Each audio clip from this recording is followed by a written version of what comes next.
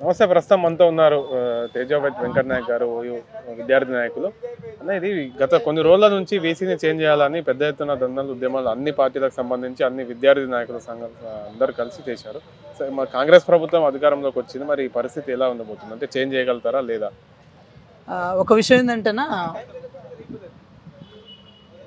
ఒంట్లో ఉన్న ఇది ఉంటుంది కదా, జ్వరం కానీ ఏదైనా రోగం కానీ అంత ఈజీగా పోదు.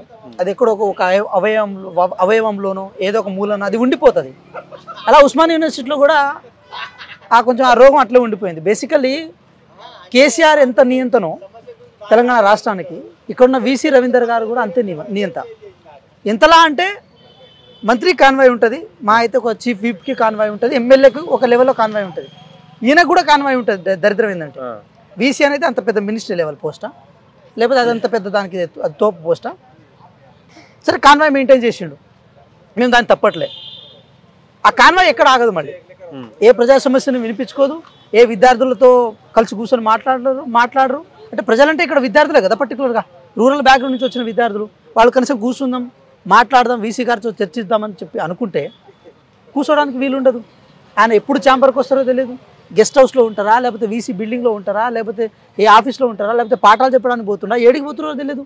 అంటే మేమేమంటున్నాం అంటే, ప్రగతి భవన్ చుట్టూ కంచెలేసుకున్న కేసీఆర్ ఈ తెలంగాణ రాష్ట్రానికి ఎంత దరిద్రంగా మారిండో, అదేవిధంగా ఉస్మానియా యూనివర్సిటీ కూడా ఈ వీసీ అట్లే దరిద్రంగా మారిండు. కేవలం పై మెరుగులు, ఏదో చెట్లు వేయడం, రంగులు వేయడం, అదే బోర్డర్లు కొట్టేయడం, దాంతోపాటు ఇలాంటి పనులు చేస్తాను. కానీ నిజంగా విద్యార్థులకు ఏం కావాలి? క్వాలిటీ ఎడ్యుకేషన్ కావాలి, మంచి ఫ్యాకల్టీ కావాలి, మెస్ ప్రాపర్ వేలో నడవాల్సి ఉంటుంది, హాస్టల్స్ ప్రాపర్ వేలో నడవాల్సి ఉంటుంది, హాస్టల్ శానిటైజేషన్ ప్రాసెస్ ప్రాపర్ వేలో ఉండాల్సి ఉంటుంది. ఇదంతా ఒక వీసీగా ఉన్న ఆయన చేతిలో ఉన్న బాధ్యత అంశాలు కదా ఇవి. అవన్నీ గాలికి వదిలేసిండు, అవన్నీ మర్చిపోయిండు.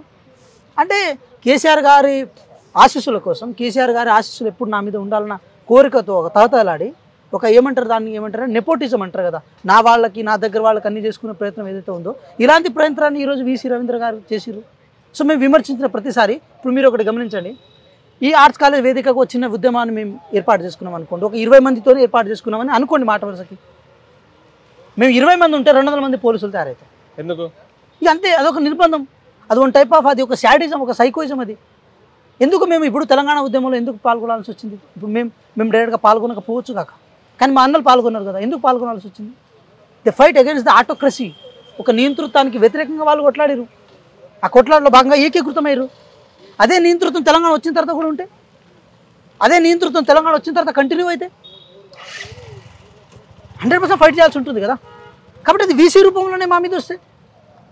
ఇప్పుడు మీరు ఒకటి గమనించండి, 2014 నుంచి మొన్నటి వరకు, అంటే 10 సంవత్సరాల కాల పరిమితిలో బీఆర్ఎస్ పార్టీ గవర్నమెంట్లో ఏ యూనివర్సిటీలోనైనా టీచింగ్ నాన్ టీచింగ్ పోస్టుల భర్తీలు ఎట్లా జరిగినాయి, ఏ విధంగా, ఏ పారామీటర్స్లో జరిగినాయి, అసలు జరిగాయా? మీరు ఒకటి గమనించండి అన్న, గవర్నర్ గారి దగ్గర ఒక బిల్లు ఉంటుంది, కామన్ రిక్రూట్మెంట్ బోర్డు బిల్లు. వాళ్ళు కొత్తగా తీసుకొచ్చిన ఒక చట్టం. అంటే అంతకుముందేమో ఇక్కడ ప్రొఫెసర్స్ పోస్టుల భర్తీ కోసము ఒక ప్రక్రియ ఉండేది, డైరెక్ట్ ఇంటర్వ్యూ ప్రాసెస్ ఉండేది. దాని ద్వారా ఇక్కడ సెలెక్ట్ చేసుకునేవాళ్ళు బేస్డ్ ఆన్ ద అనుభవం, బేస్డ్ ఆన్ ద వాళ్ళ నెట్ సెట్ క్వాలిఫై, దాన్ని బట్టి. ఇప్పుడు ఒక ప్రాపర్ బేస్ లేదు, ఒక ప్రాపర్ పద్ధతి లేదు, ఏం లేదు. జస్ట్ ఒక బిల్లు తెచ్చుకొచ్చి ఆ బిల్లు తీసుకుపోయి గవర్నర్ గారి దగ్గర ఉంది. దాన్ని ఎవరిని అడగాలి? అంటే అక్కడ ఎవరు ఆ బిల్లుని క్లారిఫై చేసుకొని రావాలి. ఆ బిల్లు అక్కడ ఉందని చెప్పి మేము ఇక్కడ భర్తీ చేయలేదని వీళ్ళు అన్నారు. వాళ్ళేమో సరే బిల్లు నేను క్లియర్ చేస్తా కానీ మీరు వచ్చి మాట్లాడని వాళ్ళు చెప్పారు. మా విద్యాశాఖ మంత్రికి ఏమో చదువు రాదు. అప్పుడు సబితా ఇంద్రారెడ్డి గారికి ఏమో సరిగ్గా చదువు రాదు. పాపం ఆమె పిహెచ్డీ చేసిన వాళ్ళు కాదు, ఏం చేసిన వాళ్ళు కాదు. పోరు, వాళ్ళు ఇచ్చేయరు, ఇక్కడేమో నింపరు. దానివల్ల ఎవరు లాస్ అయ్యారు? అంటే ఇవంతా మేము ఎందుకు అంటున్నామంటే, ఒక పేద విద్యార్థి కష్టపడి ర్యాంకులు కొట్టి యూనివర్సిటీ వరకు చదవడానికి వచ్చినప్పుడు, ఆ పేద విద్యార్థికి కష్టపడి వచ్చిన వాళ్ళకు క్వాలిటీ ఎడ్యుకేషన్ లేకపోతే కడుపులో ఆవేదన ఉంటుందా ఉండదా? ఎడ్యుకేషన్ విషయంలో ఒక పద్ధతి. నాన్ టీచింగ్ పోస్టుల విషయానికి వచ్చినప్పుడు, ఎక్కడైనా మనం ఒక ఆఫీస్కి పోతే అక్కడ భర్పూర్గా అందరూ ఉంటారు, కన్సర్న్ డిపార్ట్మెంట్ ఉంటుంది. ఎక్కడ పోయినా కూడా ఒక్కరిని అడిగే పరిస్థితి ఉంటుంది. ఇక్కడ నాన్ టీచింగ్ పోస్టులు కూడా భర్తీ కావు. సరే, ఎడ్యుకేషన్ విషయంలో ఎట్లా ఉంటాయి? ఫెసిలిటీస్ విషయానికి వచ్చేద్దాం. ఫెసిలిటీస్లో హాస్టల్ ప్రాపర్ వేలో నడవదు, మెస్సులు సరైన టైంలో రిలీజ్ చేయరు, మెస్ ఛార్జీలు అనేవి గవర్నమెంట్ ప్రాపర్ వేలో రిలీజ్ చేయదు. బేస్డ్ ఆన్ ఇప్పుడు ధరలు పెరిగినాయి, నిత్యావసర సరుకులు పెరిగినప్పుడు ఆటోమేటిక్గా ఏమైతే దాంతో కంటే మెస్ ఛార్జీలు పెరగాలి కదా, మెస్ ఛార్జీలు పెంచలే. దాంతోపాటు ధరలు పెంచారని చెప్పి పేద విద్యార్థుల మీద మళ్ళీ భారం పెంచే ప్రయత్నం చేశారు. అంటే ఊళ్ళో, అంటే ప్రైవేట్ కాలేజీలో చదివితే క్వాలిటీ ఆఫ్ ఎడ్యుకేషన్ రాదన్న చిన్న కారణం చేత ప్రభుత్వ యూనివర్సిటీలో చదివితే ఇక్కడేమో పరిస్థితి ఇట్లా ఉండే. అందుకోసమే తెలంగాణ ప్రజలు మార్పు కోరుకున్నారు. పర్టికులర్గా ఉస్మానియా యూనివర్సిటీలో దాదాపు అంటే బోర్డర్స్ నాన్ బోర్డర్స్ అందరూ కలిపి ఎంత కాదనుకున్నా ఒక 3000 నుంచి 5000 మంది విద్యార్థులు ఇక్కడ చదువుతున్నారు. ఒక 5000 మంది అంటే ఒక ఖమ్మం నుంచి ఒక 500 మంది ఉంటారు, నాగర్ కర్నూలు నుంచి ఒక 500 మంది ఉంటారు, మహబూబ్ నగర్ నుంచి 500 మంది ఉంటారు, హైదరాబాద్ నుంచి 500 మంది ఉంటారు. అంటే ప్రతి జిల్లా నుంచి ప్రభావితం చేసే చాలా మంది విద్యార్థులు దాదాపు ఇంతమంది ఇక్కడ చదువుతుంటే ఆటోమేటిక్గా వాళ్ళు ఇంపాక్ట్ చూపగలుగుతారు. సరే ఇట్లా ఇంపాక్ట్ చూపిరు, గవర్నమెంట్ మార్పు అయింది. అయిన తర్వాత ఏంటంటే ఇప్పటికీ మేము ఒక విద్యార్థులు మా డిమాండ్ ఏంటంటే కేసీఆర్ని ప్రాలదూరడం కోసం, కేసీఆర్ని వెళ్ళగొట్టడం కోసం అందరం కంకణబద్దులైన. అదేవిధంగా ఆ నియంతృత్వాన్ని ప్రాలదూరణం, ఇదే నియంతృత్వాన్ని కూడా ప్రాలదూరాలని చెప్పి నిర్ణయించుకున్నాం. ఆ నిర్ణయించుకోవడంలో భాగంగా సరే మేము కాంగ్రెస్ పార్టీ అధికారం ఉన్నప్పటికీ కూడా మేము చెప్తే వినపడుతుంది, లేకపోతే మేము పోరాటం చేస్తే వినపడుతుంది. సరే మా పార్టీలో కూడా మేము వాళ్ళకు మా పార్టీ నాయకులకి మా గౌరవ ముఖ్యమంత్రి గారికి మేము చెప్పినాం, వాళ్ళ దృష్టికి కూడా తీసుకెళ్ళిన క్రమంలో ఇక వారు ఏ నిర్ణయం తీసుకుంటారో ఆ నిర్ణయం ప్రకారం వెళ్తాం. ఇక్కడ మాత్రం ఒకటి మీరు గమనించాలన్నా, నేను ఒక సామాన్య కుటుంబం నుంచి వచ్చిన వాళ్ళు, నాలాగా ఎంతోమంది ఇక్కడ వచ్చిన వాళ్ళు ఉంటారు. వాళ్ళ దగ్గర ఉన్న ఒకటే విషయం ఏముంటుందంటే క్వాలిటీ ఆఫ్ ఎడ్యుకేషన్ వచ్చే క్రమంలో, ప్రాపర్ వేలో చదువు వచ్చే క్రమంలో ఈ ఏదైతే ఎమ్యూనిటీస్ గవర్నమెంట్ కల్పిస్తుందో దాని మీద పూర్తిగా డిపెండ్ అయి ఉంటారు. ఒక పేద విద్యార్థులు పూర్తిగా డిపెండ్ అయి ఉంటారు. ఆ డిపెండ్ అయ్యే క్రమంలో ఆ డిపెండెన్స్ని దూరం చేసే ప్రయత్నం కేసీఆర్ గవర్నమెంట్ క్లియర్ కట్గా చేసింది. దాన్ని పావుగా వాడుకున్నదే ఇలాంటి వీసీ రవీందర్ లాంటి వాళ్ళు.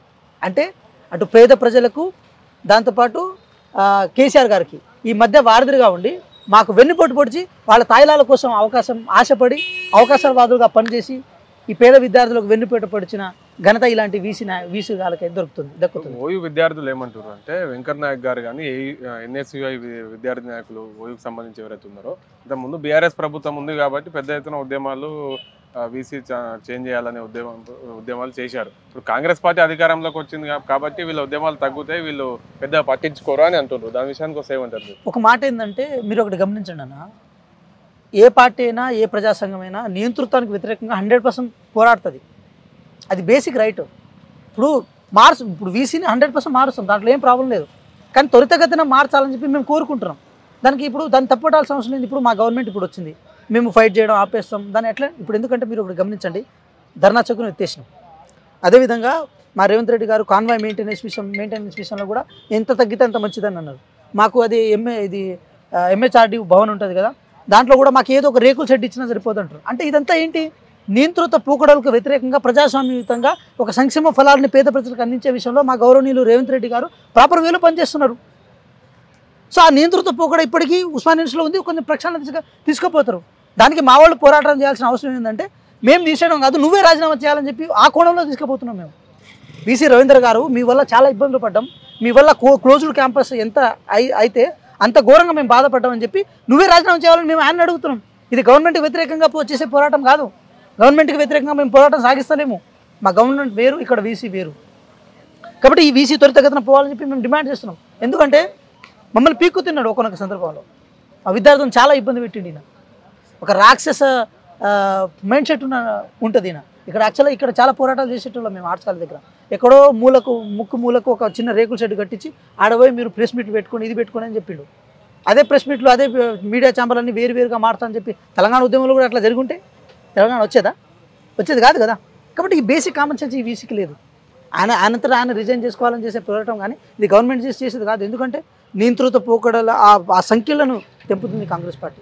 ఆ తెంపుతున్న భావనతో ఈరోజు కాంగ్రెస్ పార్టీకి ఓట్లేసిన ఇక్కడున్న మీరు ఏ విద్యార్థి నాయకుడు అడగండి, వాళ్ళ నోట్ల నుంచి వచ్చిన ప్రధాన మాట కాంగ్రెస్ మార్పు రావాలి, కాంగ్రెస్ రావాలి అంటే ఫలాలు మేము పొందుతున్నాం కదా. మీరు చూడండి, 6 గంటల విషయాల నుంచి మొదలు పెడితే ఏ అంశాన్నైనా సరే ఒక మాట అనుకుంటే ఆ మాటను ఫుల్ఫిల్ చేయడం కోసం కాంగ్రెస్ పార్టీ అహర్నిశలు కృషి చేస్తుంది, అంటే పాటుపడుతుంది. కానీ ఇలాంటి ఏది మన అక్కడక్కడ రోగం ఎక్కడో కూడా ఉండిపోతుంది కదా, దాన్ని తగ్గించే విషయంలో కొంచెం స్ట్రగుల్ చేయాల్సి వస్తుంది. స్ట్రగుల్ చేస్తాం, ఆ విషయంలో ఏం ప్రాబ్లం లేదు. మీరు ఒకటి మాత్రం ఇక్కడ మీరు గమనించు, నాయకులందరూ ఉద్యమాన్ని ఆపారంటారా? ఇప్పుడు కాంగ్రెస్ పార్టీ గవర్నమెంట్ వచ్చిన తర్వాత మాకు ఉద్యమాలు చేసే అవసరం ఉండదని మేము అనుకుంటున్నాం. మేమేమంటా అంటే మేము ఉద్యమం చేసిందే ఒక నియంతృత్వ ఏది ప్రభుత్వాన్ని దించడం కోసం. దానికి మాకు క్లియర్ కట్ విజన్ ఉంది కదా, ఫస్ట్ పాయింట్. సెకండ్ పాయింట్ ఏంటంటే ఒక 2004 నుంచి 2014 వరకు ఈ తెలంగాణ రాష్ట్రాన్ని అంటే ఉమ్మడి ఆంధ్రప్రదేశ్ ఉన్నప్పుడు పాలించిన అనుభవం కాంగ్రెస్ పార్టీకి ఉంది. మీరు ఇప్పుడు గమనించండి, ఈ 10 సంవత్సరాల కాలంలో తెలంగాణకు వ్యతిరేకంగా అంటే తెలంగాణకు సపోర్టివ్గా తెలంగాణ కావాలని చెప్పి ఉద్యమం ఉస్మానియా యూనివర్సిటీ వేదికగా జరిగింది. కానీ ఎక్కడ కాంగ్రెస్ ప్రభుత్వ ప్రభావం జరగలేదు. మీరు గమనించారా? ఎందుకు జరగలేదంటే నేను ఒక లా కాలేజ్ స్టూడెంట్, ఇక్కడ ఎల్ఎల్ఎం చేసిన నేను క్యాంపస్లో, ఓయి క్యాంపస్లో 2004 నుంచి 2014 వరకు ఈ మధ్య కాలంలో మటన్ తినేటోళ్ళు మా హాస్టల్లో. అంటే మెస్లో బుధవారం మటన్ ఉండేది, ఆదివారం చికెన్ ఉండేది, ఎగ్స్ ఉండేవి, మంచి ఫుడ్ ఉండేది, క్వాలిటీ ఫుడ్ ఉండేది. ఇప్పుడు ఉండట్లేదా? అవి దీన్ని మేము ఉద్యమాలు చేసినాం, అవి దీన్ని మాకు బలం వచ్చింది, మేము ఉద్యమాలు చేసినాం, టీఆర్ గాసులకు ఎదుర్కొని నిలబడ్డామని అన్నారు మా వాళ్ళు. మేము రోడ్ల మీదకి వచ్చినాం, మేము కూర్చున్నాం, మేము కొట్లాడమని అన్నారు. అంటే ఆ సంపుష్టికరమైన భోజనాన్ని ఆరు తినగలిగారు. ఎట్లా తినగలిగారు? కాంగ్రెస్ పార్టీ గవర్నమెంట్ ఉన్నప్పుడే కదా. మరి 2014 నుంచి ఇప్పటి వరకు అసలు మటన్ పెట్టేదా? క్యాంపస్లో పెడుతున్నారు ఇప్పుడు? ఒక్కసారి కూడా పెట్టలేదు. అసలు ఒక్కసారి కూడా పెట్టలేదు. పెట్టరు కూడా. ఎందుకు పెడతారు? చికెన్ కూడా ఏదో ములుగు పెడతారు. అంటే పేద ప్రజలకు కావాల్సిన పౌష్టికాహారాన్ని ఇచ్చే విషయంలో బీఆర్ఎస్ పార్టీ ఫెయిల్ అయింది. ఎడ్యుకేషన్ విషయానికి వచ్చేద్దాం. 2014 నుంచి ఇప్పటి వరకు ఒక్క టీచింగ్ నాన్ టీచింగ్ పోస్ట్ భర్తీ కాలేదు కదా ఇక్కడ. మరి ఎవరి పరిపాలన జరిగింది ఇది? బంగారు తెలంగాణ అయితే సాధ్యమైంది కదా. మరి సరే, ఇంకో విషయం చెప్తాం. స్కాలర్షిప్ విషయానికి వచ్చేద్దాం. స్కాలర్షిప్ ఇప్పుడు ఎంత ఆగిపోతున్నాయి, మెసేజ్లు ఎంత పెరిగినాయి. అప్పుడు పేద ప్రజలు చదువుకుంటున్నప్పుడు ఫీజు కట్టాల్సిన అవసరం ఉండేది కాదు. ఇప్పుడు ఫీజుల మోతతో చదువుతున్నారు కదా. సెల్ఫ్ ఫైనాన్స్ కోర్సులు పేరుతో దాదాపు 30,000 నుంచి 40,000 వసూలు చేసుకుంటున్నారు. కాంగ్రెస్ పార్టీ గవర్నమెంట్లో ఉండేదా? అంటే మేము ఎవరి కోసం కొట్లాడాలి, ఎవరి వ్యతిరేకంగా కొట్లాడాలి? మాకు మంచి చేసిందని కాంగ్రెస్ పార్టీ మీద మేము దువ్వెత్తిపోయాలా? అదే ద డిఫరెన్సెస్ కనబడుతుంది కదా. 2004 నుంచి 2014 ఏం జరిగింది, 2014 నుంచి 2023 ఎండింగ్ వరకు ఏం జరిగింది అనేది క్లియర్ కట్గా ప్రతి విద్యార్థికి తెలుసు కదా. మీరు నా మాటని ఇంకేసి నేను ఒక కాంగ్రెస్ పార్టీ నాయకునిగా నా మాటకు మీరు గౌరవం అంటే నా మాటకు మీకు ఒక ఇది లేకపోతే, ఒక నమ్మకం లేకపోతే ఎవరినైనా అడగండి, వాళ్ళు చెప్తారు కదా. సీనియర్ చెప్తుంటారు ఒక మాట. కాబట్టి మీరు గమనించండి అన్న. ఒకటి ఏంటంటే మేము దేనికి వ్యతిరేకంగా కొట్లాడాలి? కాంగ్రెస్ పార్టీ మాకు పెట్టింది. మేము ఊళ్ళో పోయినప్పుడు గౌరవంగా ఉండడానికి మాకు ఇంద్రమ్మ ఇల్లు ఇచ్చింది, మా తల్లిదండ్రులకు మంచి ఉపాధి ఇచ్చింది, మాకు అప్పుడు జాబులు ఇచ్చింది, మేము ఇక్కడ చదవడం కూడా మాకు మంచి ఎడ్యుకేషన్ ఇచ్చింది. కేజీ టు పీజీ ఫ్రీ ఉచిత విద్య అని చెప్పి ఒక సొల్లు కబుర్లు చెప్పి మా చెవిలో పూలు పెట్టి ఎంత ఆగమట్టించారు మమ్మల్ని మీరు. కేజీ టు పీజీ ఉచిత విద్య అని చెప్పి ప్రతి సన్నాసికి చెప్పు తీసుకొని కొట్టే ప్రయత్నం చేస్తాం మేము ఒకనొక సందర్భంలో. అయినా సరే గవర్నమెంట్ మా గవర్నమెంట్ వచ్చింది కాబట్టి చాలా హ్యాపీగా ఉన్నాం. మీరు ఒకటి గమనించండి, ఎక్కడైనా హ్యాపీగా. మహిళల కళ్ళలో హ్యాపీ ఉంది. స్టూడెంట్ చాలామంది బస్ పాస్ కోసం కూడా ఇబ్బంది పడేవాళ్ళు ఇప్పుడు మెట్రో ఎక్స్ప్రెస్ ఎక్కుతున్నారు. వాళ్ళు ఇది ఎర్ర బస్ కోసం వెయిట్ చేసేటోళ్ళు, దీనికైతే పాసు చెల్తుందని చెప్పి ఇప్పుడు మెట్రో ఎక్స్ప్రెస్ కూడా ఎక్కేస్తున్నారు. అంటే దట్ మీన్స్ ఏం కోరుకుంటున్నారు తెలంగాణ ప్రజలు? స్వేచ్ఛ కోరుకుంటున్నారు కదా, స్వేచ్ఛ వాయువులు పీల్చుకుంటున్నారు కదా. దానికోసమే కదా తెలంగాణ తెచ్చుకున్నది. మరి అది కాంగ్రెస్ పార్టీ ఇస్తుంది కదా, మేము ఎందుకు కొట్టాల్సిన అవసరం ఉంటుంది? దీనికి కాంగ్రెస్ పార్టీ చేస్తున్న స్వేచ్ఛ వాయువులు పీల్చుకునే అంశాన్ని ఇన్ కేసు బీజేపీ కనుక అడ్డుకునే ప్రయత్నం చేస్తే బీజేపీ మీద కొట్లాడతాం మేము. కాబట్టి మాకు అవసరం రాలేదు కూడా. ఈ వీసీ ఒక్కరిని కొంచెం తొలగించేస్తే ఉస్మానియా యూనివర్సిటీలో ఒక మంచి సాంప్రదాయం అనేది వచ్చేస్తుంది. ఒక డెమోక్రటిక్ వేలో ఆలోచించే ఒక మంచి ఉపాధ్యాయులు అంటే అధ్యాపకులు ఇక్కడ ఉండాలి. వాళ్ళ ద్వారా మంచి పరిపాలన జరగాలి. మా పోరాటానికి ఒక అర్థం ఉంది. ఈ గత అంటే బీఆర్ఎస్ పార్టీ మీద కొట్లాట విషయంలో మా పర్సనల్ లైఫ్ని కూడా మేము పోగొట్టుకున్నాం. మా పిల్లల మీద వాతలు పడ్డాయి, మా పాయింట్లు జరిగినాయి.